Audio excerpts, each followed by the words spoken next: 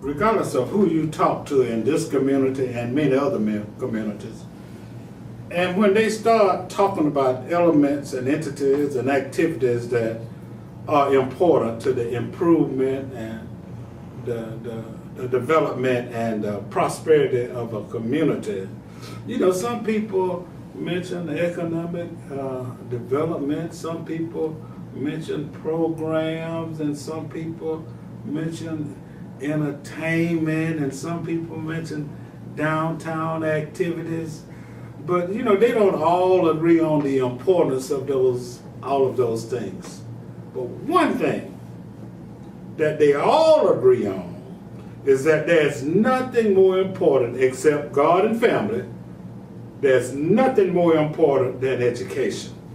And if in fact we want to see our community improve and want to see the jobs come and want to see downtown grow and want to see the economy improve, then all of us need to be definitely concerned about education. And I'm so happy today to have with me Dr. Smith, Dr. Stephen or Steve? Well, I go by Steve, Dr. Okay, Steve Smith. but it's really...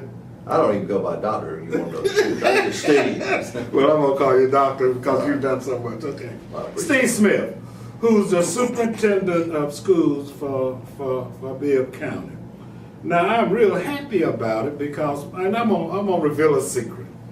A lot of you don't know, but I'm a classroom teacher.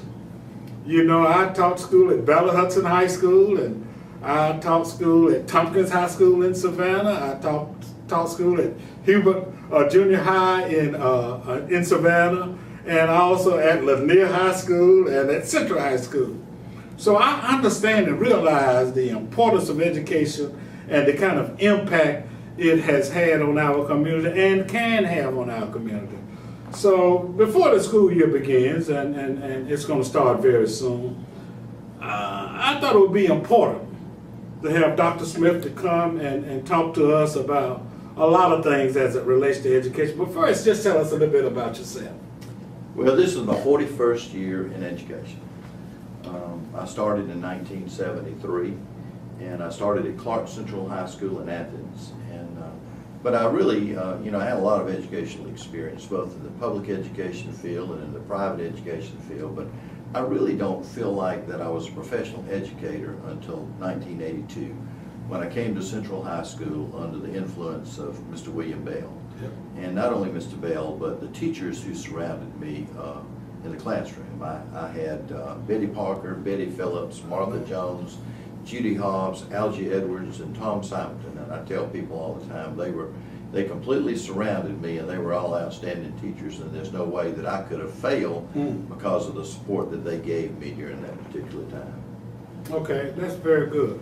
So now, I understand that this is not your first rodeo. No. As it relates to being a superintendent. Yeah. Talk about your experience in other locations being superintendent. I spent 18 years in the Bibb County school system, and I started as a teacher and a coach, and I left as principal of Central High School. I tell people all the time that the best job I've ever had was being principal of Central High School, because I was right in the middle. I had exposure to the students, had exposure to the teachers and the parents and the community. But a lot of the teachers began to encourage me to pursue further endeavors in my educational career. And I don't know whether they wanted me to apply for the Bibb County superintendent's job, but I really felt like that it would take somebody that had a lot of experience as a superintendent in a school system our size. So I aspired to go to a small rural school system and applied 3 jobs, and the 3rd job I applied to I was very fortunate to get, which was to be the superintendent of the Pulaski County School System in Hawkinsville, Georgia. Okay. And it was a wonderful experience. It wasn't very long. I was there for 2 years, and then I had a gentleman who I had a lot of respect for. His name was Frank King, and he had been very influential on my career. He had been a superintendent and had retired, but he was doing superintendent searches at that time, and he had been sent to Hawkinsville to talk to me about coming to Lowndes County in Valdosta, Georgia, and being their superintendent. So a short while later, I ended up in Lowndes County and actually finished my career. I spent 10 wonderful years as the superintendent of the Lowndes County school system, and it was a great experience. And after that, I decided, well, my wife has followed me all over the place. It's time I followed her. So I told her, I said, I'd started a job. I thought it was going to be a part-time job. It ended up being a full-time job as an assistant professor at Valdosta State University. I was teaching educational leadership classes for the most part, and school law classes, but I could actually live pretty much anywhere. So my wife wanted to retire to St. Simons, so our plans were to go to St. Simons. And about almost a year into that job, I got a call from Ms. Sue Sipe, who was the acting president of the Bibb County Board of Education at that time. And I was familiar with Sue because Sue had been active in our PTA at Central High School. But Sue asked me a question: would I consider coming to Bibb County as the interim superintendent? I was very honored to be asked that question, but the more I thought about it and prayed about it, I felt like, well, I've made a decision to retire. That's kind of jumping back into the rat race, so I probably need to stay out. Sent her an email thanking her and how much of an honor it was to be offered that opportunity, but I just felt like it wasn't, that the Lord didn't have that in store for me at that time. It was about 6 weeks past. It's probably the most miserable 6 weeks of my life. I told my wife one morning in our prayer time, I said, I feel like I've let my community down. I feel like I've let my school system down. I feel like the Lord wanted me there. So she said, well, if he did, he'll give you another opportunity. A short while later, Sue and Wanda got back on the phone, Wanda West. Is there any way you'll reconsider? And I said, yes, I'll reconsider. I've been miserable. I feel like I've let y'all down. I'll come and talk with y'all. If y'all are comfortable with me and I'm comfortable with you, I'll help you out, for a year. And here I am, exceeding the year by a short period of time. But I can assure you, by December, You're out there. I'm going to have to move with my wife to St. Simons, and she's going to move without me. But it's been a very rewarding experience and very enjoyable experience. And I've had experiences that I'll remember the rest of my life during this past year. And I want to talk some about that experience. It's interesting. There are quite a few interesting things that are going on as it relates to education and the Board of Education and test scores and closing schools and extra programs and things of that nature. But you made a comment when you first walked in here. This is a call to action. A call to action. I'm your host, Alex Haversham. I'm interviewing Dr. C. Smith, who's the interim superintendent for the Bibb County Board of Education. I hate to use that word interim because, Please do. My wife would be fussy if you don't. Because it kind of maybe connotes shortcoming, but there have been no shortcomings as it relates to the Bibb County Board of Education under the leadership of Dr. Smith. So, you mentioned to me that the system is improving. Mm-hmm. And I mentioned in my introductory statement that as the system improves and as education improves, then, there's an old expression that says a rising tide raises the whole ship. Well, the tide that can raise the ship, and I don't think anybody would disagree with me, of this area, not only this area but other areas, but we're interested in Bibb County, would be an improvement. And and we've been through it, and I know it because I've been a part of it. So we want to talk some about the activities and what has happened to generate some improvement. Okay. Schools are nothing but a microcosm of the community. Whatever exists in the community is certainly going to exist in the schools because the students that we serve come from our community. But our community is a very good and wholesome community. And I've been very proud to say that I'm from Bibb County. I've had a lot of people ask me the question, what in the world's going on up there in Bibb County? This is when I left and moved to Hawkinsville and then later on to Valdosta. And I began to see Macon as in a different perspective. But regardless, we are at the crossroads of the state. We have wonderful opportunities. We've got great people here. There is a lot of controversy that goes on from time to time, but that needs to cease. We need to come together. We need to join forces. We need to work together for the good of everybody in this community. And I feel like with the consolidated government, it's a perfect opportunity for that to take place right now.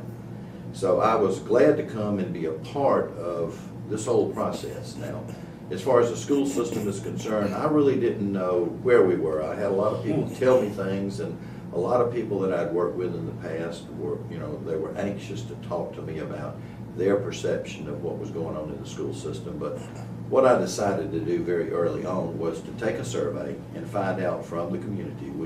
We surveyed students, we surveyed teachers, we surveyed administrators, we surveyed parents, we surveyed members of the community to try to determine, what were the major problems that they perceived that needed to be addressed. I guess what we got in June of 2013 was that the governance team, which consisted of the Central Office Administration and the Board of Education, we just weren't providing the necessary leadership that needed to be provided for our school system and our community. There was a lot of cases of very low morale throughout the school system, and that was expressed very vividly through the survey. Another problem is that we had a problem with our technology. Our technology was far behind 21st century technology. Another problem that we had was in the area of discipline. I don't know what went on before I came, but some of the conversation that I was exposed to centered around, we've been told not to report discipline problems. And I don't think you can address discipline if you don't address the problems that you have. But those were some of the major areas of concern. Now, I think as far as the leadership is concerned, I'd have to say this for the board. I was told before I came that they had trouble electing officers, and it took 4 months to elect officers. The day that they voted on me, they elected a president, vice president, and a treasurer. And I think it was a unanimous vote. The vote on me when I came, it was a unanimous vote. The first vote, ironically, the first vote that we had after I got here as the superintendent, which was in June the 1st of 2013, it was on the budget, and it was split 4-4. And it was also split along racial lines, which was a concern to me. And they didn't know me well enough, but I was trying to get them to understand, we don't have to vote tonight. We can do a spending resolution, and we can vote next month. Next, we made a few changes that were suggested in the budget. We came back, and the next month the vote was 8-0 on the budget. Wow. And from that time, most of our votes have been either 8-0 or 7-1. There's a few that's been 6-2. I only remember one vote since then that's been 5-3. We've not had any more split votes that were 4-4 since then, and the board has taken a lot of votes since that time. So I think the behavior of the board and the votes of the board is certainly indicative of the way that's turned out. So, we had just gone through an advanced ed. A lot of people, they used to call them SACS reports, but we had gone through a SACS accreditation review by advanced ed, and they came out with 6 major deficiencies. And the most obvious deficiency that received the lowest score was in the area of leadership and governance of the board and the district office. So I think we've made great strides in trying to stabilize the leadership that's there. We've made tremendous strides in the area of technology. The infrastructure that we've addressed, thanks to the SPLOST dollars that the citizens of Bibb County have provided, it has given us the ability to upgrade the infrastructure as well as upgrading the equipment. Teachers were using computers that were 8 and 12 years old. By October of this year, I think every staff member within the Bibb County school system will have either a new computer or a new computer that's like a year old now. Like for me, in my case, I don't need a new computer. My computer's a little over a year old. I got it when I came in, and it works just fine. But I think the teachers will be able to see a noticeable difference in the quality of the equipment that they're using. Not only teachers, but also students, because we're also upgrading the student computers as well. But there's so many students out there that we'll probably have to do it in a cycle of 3 to 4 years, where we'll replace them every 3 to 4 years, and that way we can keep up with the 21st century technology. We've made tremendous upgrades in the area of safety and security. To me, safety and security is at the core. It's our primary core value, because if students and staff don't feel safe at school, teachers aren't going to be able to teach, and students aren't going to be able to learn. We're making headway with our discipline, but as I said to the board and I said to our staff, you know, that I realize that discipline is a problem, not only here, but everywhere. But to address the discipline problems, it's going to get worse before it gets better, because people have to know that we're serious about discipline and that we're not going to tolerate misbehavior and disruption of instruction in the classroom. And we're working on that probably more so than in anything else we're working on right now. Let me pinpoint, let me ask you a question, because, interrupt you just for a minute because I think it's relevant.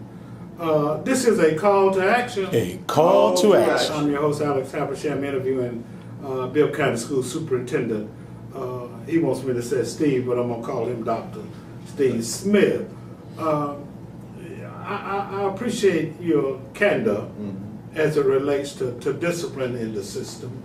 But I wanted to ask you, and I think this is a good time, you know, you can't do this by yourself, the Board of Education, nor the teachers. Right. Do you have something specific, you know, that we can impart to the community? Because, you know, it takes a village. It does. You know, we all have a responsibility as it relates to education, and as quiet as it's kept, and as much as it's denied, you know, public education affects everybody. Absolutely. Whether you got a child in public school or not. So what I'm asking is, what can the community do to support you? And I want you to talk about other forms of support and in other areas, but we can begin with discipline. Right. Well, you know, discipline starts in the home. The first teachers are parents, and the first disciplinarians are parents. So, you know, if parents do their job and teachers, once they enter the schoolhouse, if the teachers continue their job, we'd have far fewer problems with education. When I was coming along as a student, if I got into trouble, and I didn't get into trouble in school that often, but if I got into trouble in school, I can tell you when I got home, I was going to get a spanking. And the teacher was always right. But that's not the case today. A lot of times today, they want to challenge and question the leadership of the school or the ability of the teacher in the classroom to administer discipline. And sometimes it's legitimate challenges, but not every time. I think in most cases the teachers do an admirable job in the classroom. But I really think discipline boils down to, and I shared this with our staff yesterday, if you show and give respect, you're more likely to earn respect in return. And sometimes if you don't treat these children with respect, they're not going to respond to you with respect. They're going to respond to you with disrespect. So I would say, first of all, we need to treat the people that we work with respect, hold high standards of expectations as far as behavior is concerned. I can remember as a principal at Central, when I'd have a parent come in there, I'd say to the parent, say, well, look, this is the way I look at it. You know, we've got 35 children in that classroom. Your child is misbehaving and inhibiting the opportunities for those other 34 children to learn. I said, now, it's a problem, and it's a problem that must be addressed, and that hopefully we can address it in a way that your child will be able to remain in the classroom. But if your child continues to disrupt the class, we've got to remove that child and put him somewhere else so that these other 34 children can learn. Now, we've got solutions to that. You know, we have alternative programs. Now, I don't mean just alternative schools. I think far too many of the students that go to alternative schools would fare far better if they went to an alternative program where we had smaller class sizes, where we could address their individual needs and deficiencies in smaller groups of people. And we're starting a program like that. Hopefully we'll be working with communities and schools, and we'll have a performance learning center over at the Hutchins Charter College and Career Center now. Wow. We'll work with, we'll probably start with a cohort of 4 groups, 20 in each group, and they'll spend part of their day working on their academics and another part of the day working on pathways in career education of their choice. So, you know, I feel like that for the community and the home and the school to work together, we have to have a partnership. Yeah. We can't, like you said, Alex, we cannot do it alone. It takes the home working with us, it takes the community working with us, and the key to that is good, solid communication between those 3 entities. So not only, and this communication is two-way, not only are we telling them what we're doing, we need to solicit their input. Right. And that's what we've done through surveys. I mentioned to you the initial survey we did. We followed up with one in December, and we concluded with one in May. And it was almost a complete reversal of what we saw in June of 2013 when we followed up the survey with a culminating survey in May of 2014. Make a difference in your life. Join us for the biggest winter health and fitness expo, August 23rd. We're looking for the healthiest person in the Southeast, so challenge yourself and your friends and family. Run, jump, climb, play, and show off your strength and fitness. All ages are welcome. Come to the biggest winter health and fitness expo at the Riverside Epicenter next to Six Flags. Take part in fitness and nutrition workshops. Show off your fitness. Meet with certified trainers and nutritionists. Network to make money. And most of all, have fun. I'm thebigestwinner.org Health and Fitness Expo, August 23rd at the Riverside Epicenter next to Six Flags Over Georgia. Call 404-920-4845 or go to IMBW60 for more information. Bigger, faster, stronger, healthier. Play, network, and enjoy. I'm thebigestwinner.org. From 10 a.m. till 7 p.m. $20 for adults, $10 for kids, and fun for the whole family. Just interject an editorialization right quick, please, sir. Sure. Oh, okay. Yeah, go ahead. The classroom teacher is phenomenally important, you know, and Dr. Smith touched on that. But, you know, so we need, you know, before we criticize the teacher, we need to understand and appreciate, you know, the fact that they're trying to educate our children. They need to be motivated. You know, they don't need to hate going to work the next day. So the least that we all can do is to support the teacher by making sure that our child does what he or she needs to do in the system and in the classroom. You can go ahead and brag now, Doc. Okay. Well, we have some fantastic teachers in the Bibb County school system. We always have had great teachers, and their story has not been told. But, you know, we have many, many outstanding teachers, and the classroom teacher is the most critical component of the educational process. They can make or break the quality of education that they give to their children. And as I shared with our new teachers on Monday, we met over at Central in the auditorium, and as I walked in, there were about 300 new teachers there. Wow. I could not believe how many new teachers we had there. But as I talked with them a little bit, and I told them, I said, and you made reference to this a while ago, I love my job. I've always loved my job, and I think I love my job because I didn't seek out my job. My job sought me out. And I feel like it's where the Lord wanted me to be as a teacher, and He put me as a teacher and helped me move through the ranks of administration and ultimately become a superintendent. So, you know, I'm excited. But I was excited as a teacher in the classroom. I was too. So I consider it a true honor, and for us to be represented by some of the best teachers that we have in our system. And these teachers come from all over the state. Right. I went through the parking lot because I was a little bit late. I got there on time, but I was a little bit later than they were. You know, they were anxious. They were new employees. They wanted to get there early. I saw tags from probably 12 different states as I walked through the parking lot. But we've got people coming from all over the state of Georgia, and they're coming here saying they chose to come here. You know, they could have gone other places, but they chose to come to the Bibb County school system to teach. And I really think we have a lot of exciting things that are going on. I think the results of the survey probably are foremost in terms of demonstrating progress that's taken place. If you saw the test scores that were reported in the paper not too long ago, our students are doing better than they've done in the past. Now, I'm not satisfied with where they are, and I don't think they are either. But we're continuing that progress, and I think we'll see even more progress next year. One of our major goals next year is to have an emphasis on teaching and learning to the point that we as teachers are concerned about the different learning styles of the students in our classroom, and we try to align our instruction with the different learning styles that we have.